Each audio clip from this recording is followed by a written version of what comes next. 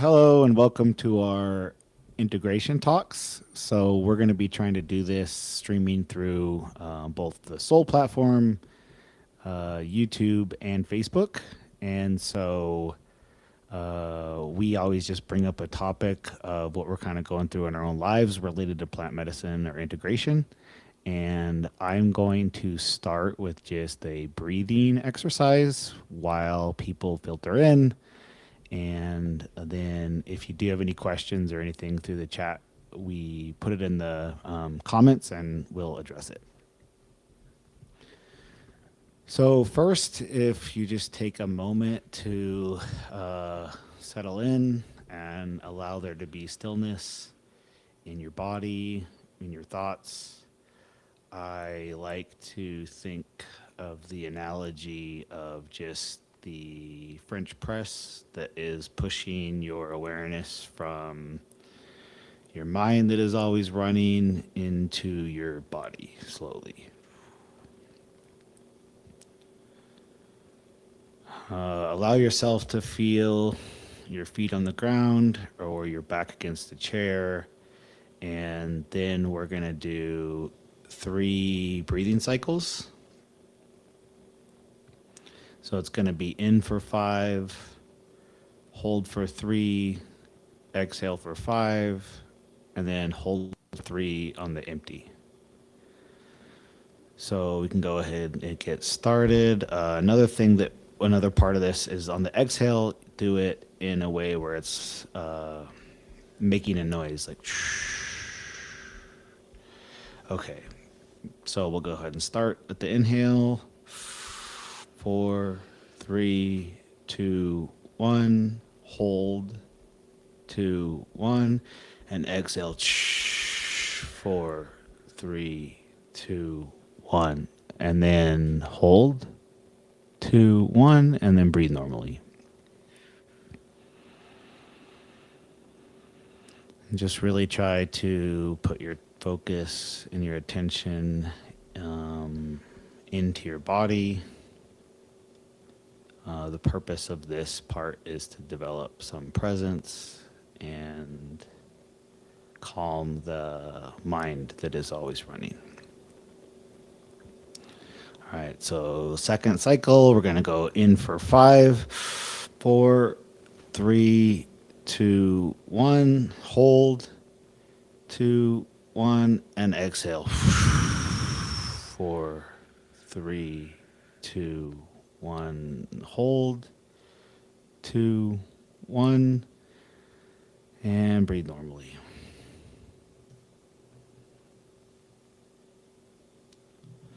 All right, on this last one, on the exhale, really breathe and just let everything out.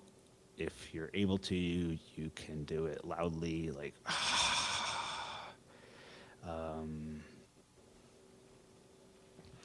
all right, let's begin. So inhale, 5, 4, 3, 2, 1. Hold. 2, 1. And exhale.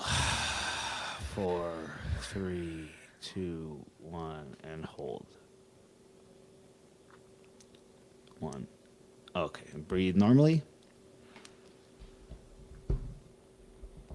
Thank you for guiding us through breath to bring us into more of the present moment, into presence. So we're going to be sharing some of our integration process practices, or just talking about integration.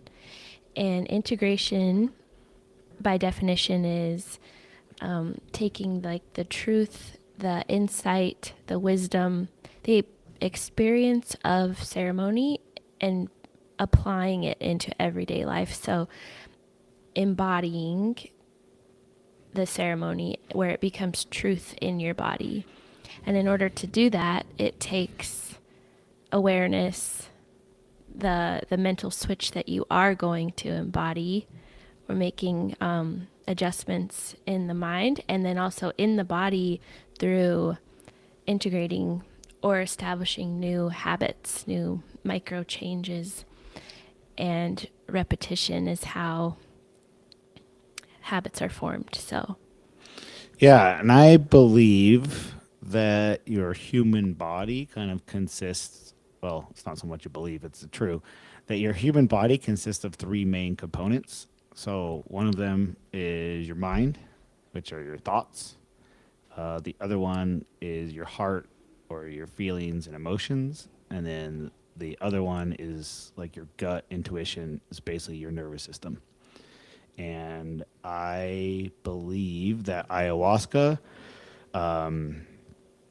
works primarily on the heart and the emotions, and it kind of opens up that and shifts off the default mode network, which is where your brain and your thought and your activity goes, and it kind of moves into the heart.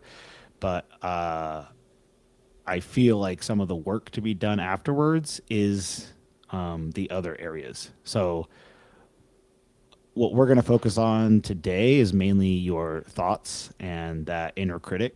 And I think something that doesn't always get talked about is for me to, after several ceremonies, so that inner critic, it's not that it gets worse, but it can feel that way because you're much more aware of it. yeah. The ceremony or the ayahuasca that brings awareness shows you what's going on within, and then the work comes afterwards, the integration comes afterwards, what you do with that awareness. Right. And so for a period of time, and I'm still working on this because my inner critic has been there for a very, very long time and I haven't been aware of it. I do think it's like, I do think it's important to just share that though, because sometimes people will leave a ceremony or leave the retreats and then they'll be like, it'll feel like something's worse. Yeah, thank you for sharing that. And then as far as ways to manage that, so first of all, I think you can speak to this, Katie, it's the voice one is not you. And it's also it's not a you, it's a program that's been running. Yeah. A conditioned, accepted belief or program. Yeah. And often I think like other programs running or stories are rooted or come way back from early ages or evolve as we grow up too. So they can be have a lot of different layers or perspectives within them of learned like judgments, behavior.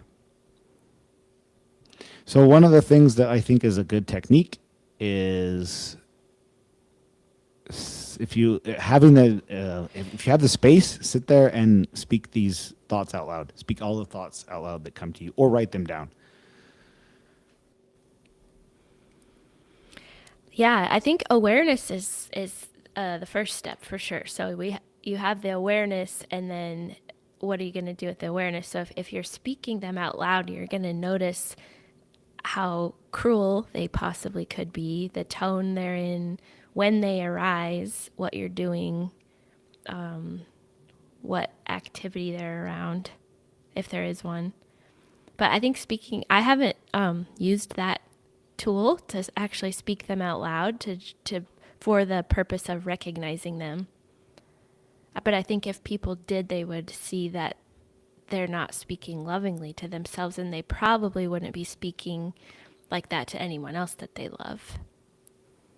No, you probably one thing that I realized from doing this exercise, one is that voice is almost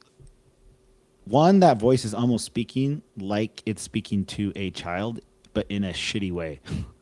But the voice isn't like, hey, you know what? I think you should exercise a bit more because it's very healthy for you.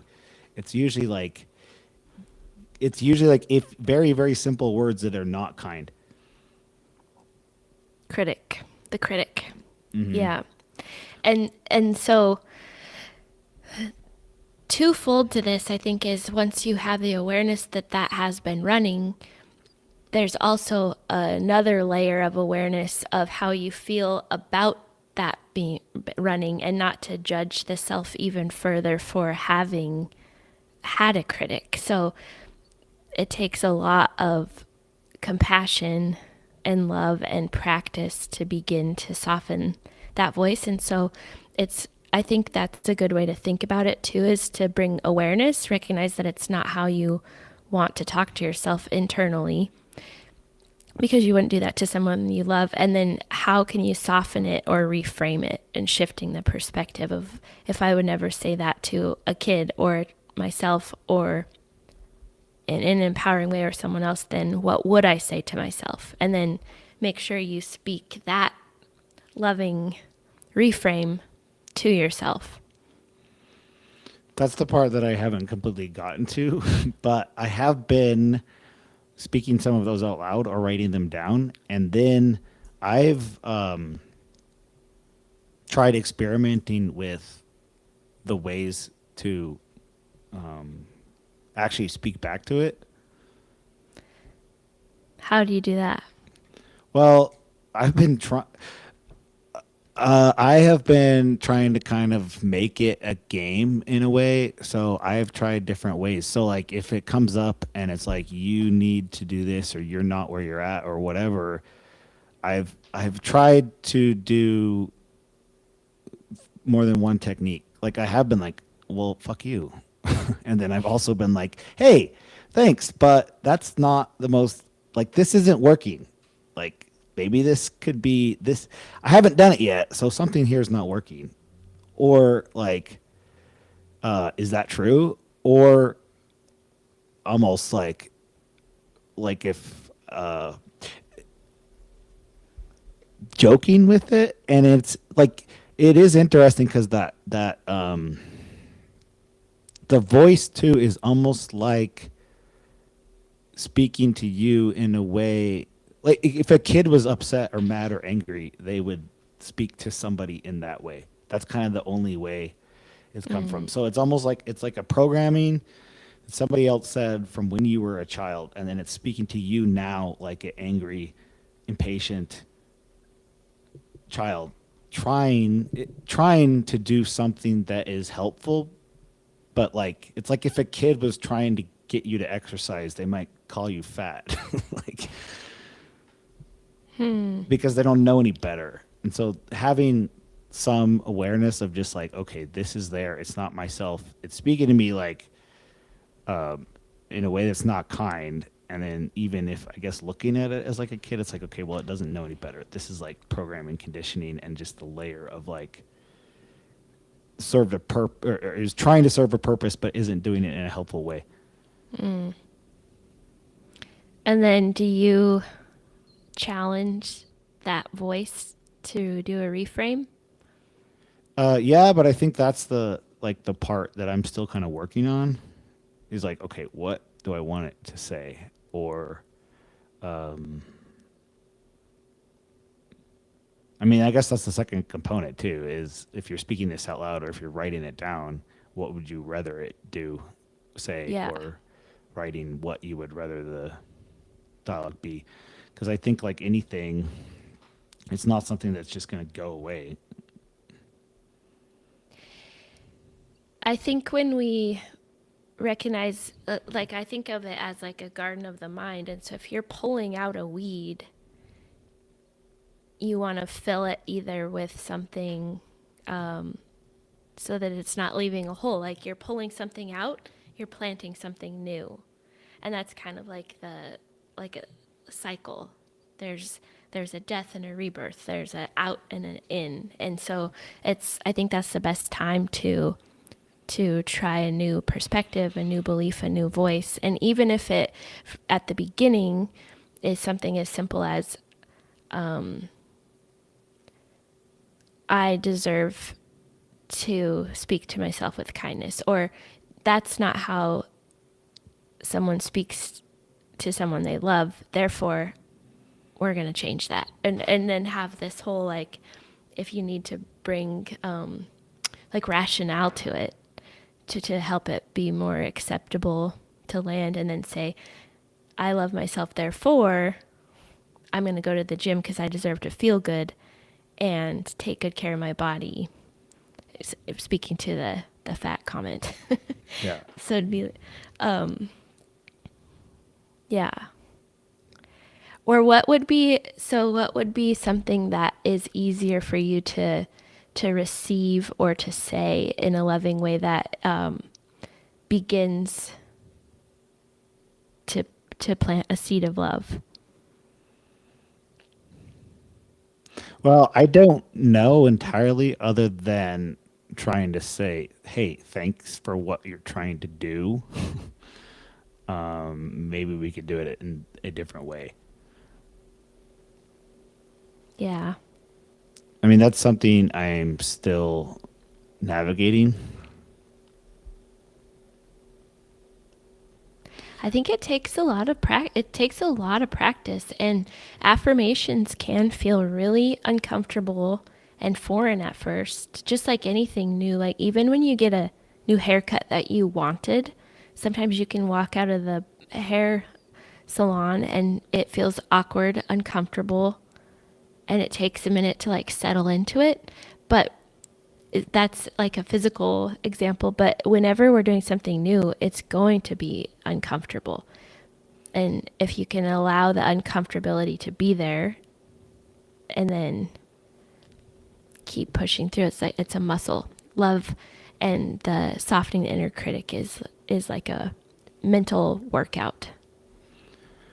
Let's speak about actually first something that is interesting with all of this too is it's like I don't know how to put this exactly into practice, but it's like that voice sometimes is very critical, but it's like you're still okay, like you're still there, even just like it's there to help with something, but it's like it's not that helpful. Like it has this, it makes it such a catastrophe sometimes, or this is like such a huge thing. But then still, you're it's five. That voice might have been saying that thing for 5 or 10 years, and then it's still you're still good. You're still fine. And then the second part of that I wanted to just touch on is, I think a big one for people that they also don't realize, and I might not have realized until recently too, is the should. I should do Yeah. this. I should be there. I should, or I should not have. Should is And rooted in shame.